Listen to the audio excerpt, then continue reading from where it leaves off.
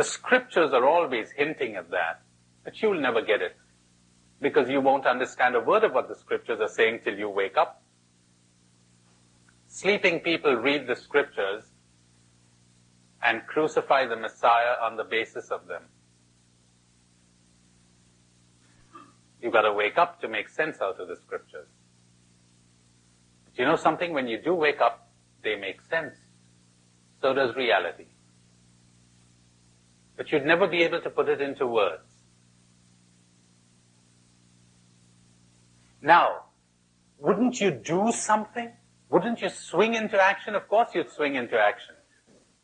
But we've got to make sure that you're not swinging into action to get rid of your negative feelings. Am I making sense? Lots of people swing into action and only make things worse, you know, because they're not coming from love. They're coming from negative feelings. They're coming from guilt, from anger, from hate, from a sense of injustice, or whatever.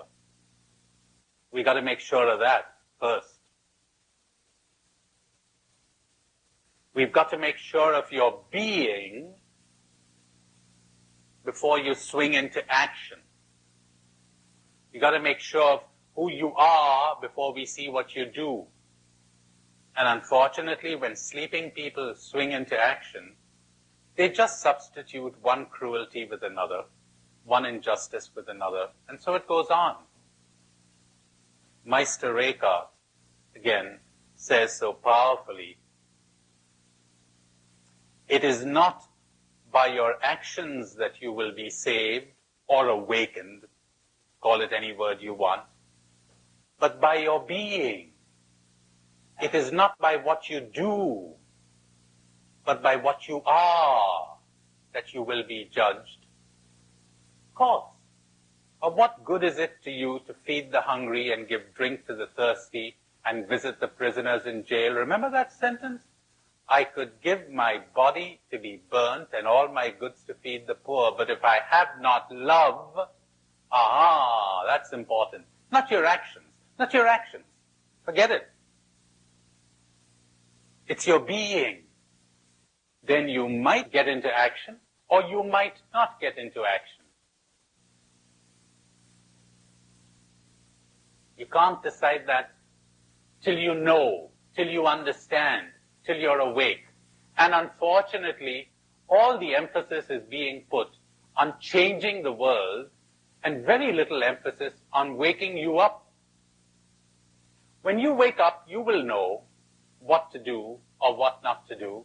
Some of the mystics are very strange, you know, like that man Jesus who says, I wasn't sent to those people. I just limit myself to what I'm supposed to do right now. Later, maybe. Some of them go into silence, mysteriously. Some of them sing songs. Some of them get into service. We're never sure. They're a law unto themselves. They know exactly what is to be done. Get into the heat of battle. Keep your heart at the lotus feet of the Lord, as I said to you this morning. So, see what happens to us when we're asleep. It's like, I said to you before, the world is good or the world is right because you feel good. Imagine that you're unwell and you're in a foul mood and they're taking you through some lovely countryside, beautiful landscape, but you're not in the mood for seeing anything. Another day you pass by the same place and you say, good heavens, where was I that I didn't notice all of this? Everything becomes beautiful when you change. You're looking at the trees and the mountains through windows that are wet with the rain in a storm, and everything looks blurred and shapeless.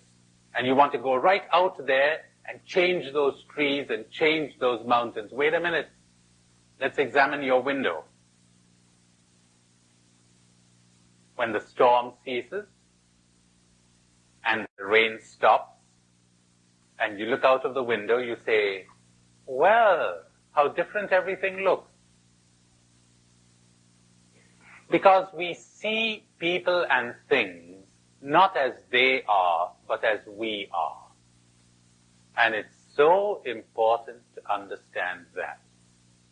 That is why when two people look at something or look at someone, you get two different reactions. We see things and people not as they are, but as we are. Remember that sentence about everything turning to good for those who love God? When you awake, you don't try to make good things happen. They just happen. They just happen. Because you understand suddenly that everything that happens to you is good. Marvelous. So think of the people you're living with and whom you want to change. You find them moody, inconsiderate, unreliable, treacherous, or whatever. When you are different, they will be different. That's an infallible and miraculous cure. The day you are different, they will become different. You will see them differently. He seemed so terrifying. He's actually frightened. She seems so rude. I am actually frightened. Or whatever. We suddenly see things differently. All of a sudden, no one has the power to hurt you anymore. No one has the power to put pressure on you. It's a marvelous state. You're putting pressure on me. You know, it's something like this. It's like you leave a book on the table and I pick it up and I say, you're pressing this book on me. I'm not pressing any book on me. You're doing your thing. It's up to me to pick it up or not to pick it up. But people never understood that. They're so busy accusing everybody else, blaming everyone else, blaming life, blaming society, blaming their neighbor. You never change that way. You continue in your nightmare. You never wake up. So, if you would put this program into action, as I said to you this morning, 1,000 times, A, identify the negative feelings. B, understand that they are in you, not in the world, not in external reality. C, do not say that that is an essential part of I. These things come and go. D, understand that when you change, everything changes.